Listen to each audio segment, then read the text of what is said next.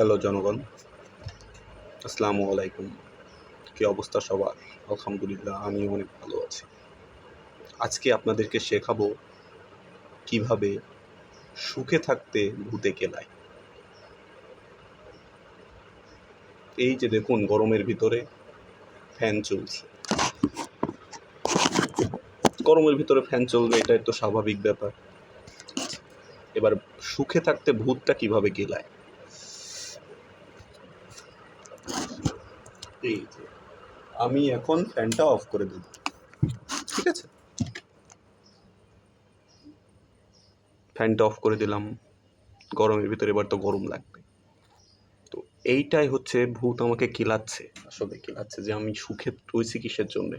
এই যে ফ্যানটা অফ করে দিলাম, এবার যে আমার গরম লাগবে, তাই সুখ থেকে অসুখ হয়ে যাবে।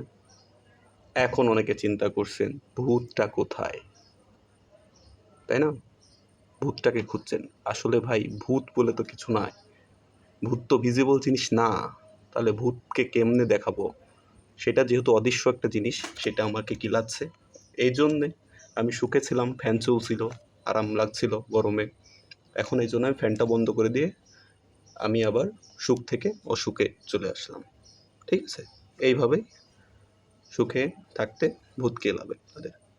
ওকে, শেখা হয়ে গেছে। বাই।